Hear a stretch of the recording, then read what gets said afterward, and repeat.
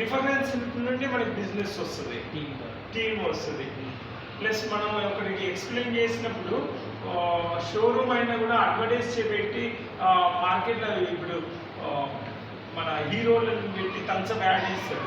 ఇప్పుడు మనమే హీరోలను లెక్క అనమాట. ఈ వెహికల్ అమ్మాలంటే మనమే నేర్చుకోవాలి, మనమే దాని గురించి ఎక్స్ప్లెయిన్ చేయాలి, దానికి మనమే లేదు అనమాట.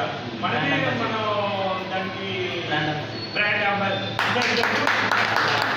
అందుకని ఈ వన్ వీక్ అనేది ఖచ్చితంగా సార్ చెప్పినట్టు మార్కెట్లలో ఏమేమి క్వశ్చన్స్ అడుగుతారు దానికి మనం ఆన్సర్ ఇచ్చినప్పుడే మంచిగా ఉంటుంది. మీకే షోరూమ్స్కి వెళ్ళాలి మళ్ళీ మాకే ఇస్తారు అంటే ఇప్పుడు నాకు 2 షోరూమ్స్ పెట్టారు. ఒకటి ఎల్బీ నగర్లో ఎస్బీఐ బ్యాంక్ దగ్గర, ఒకటి కొత్తపేటలో బ్రాంచ్ మన నాగోల్కి వెళ్ళే రోడ్లో. అప్పుడు మనం వెహికల్ కూడా మనము పర్చేస్ చేసినప్పుడు మంచిగానే ఉంటుంది. పర్చేజ్ చేయకపోయినా మనమే అతన్ని వెహికల్కి తీసుకెళ్ళి షోరూమ్కి తీసుకెళ్ళి ఈ వెహికల్స్ ఉన్నాయి, ఇంకా రాబోయే వెహికల్స్ ఇవి ఉన్నాయి, నీకు నచ్చింది తీసుకోవచ్చు, ఇప్పుడే మనీ ఉంటే ఇప్పుడే బుక్ చేసుకుని ఇప్పుడే వచ్చేస్తుంది.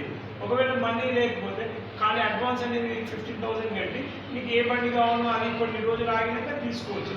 కొన్ని రిఫరెన్స్ ఇస్తే కొన్ని అమౌంట్ వస్తుంది, ఆ అమౌంట్ ఈ అమౌంట్ కలిపి మిగతా బ్యాలెన్స్ నువ్వు కట్టుకొని తీసుకోవచ్చు, ఈఎంఐ ద్వారా కూడా తీసుకోవచ్చు అని చెప్పింది మంచిగా అనిపించింది.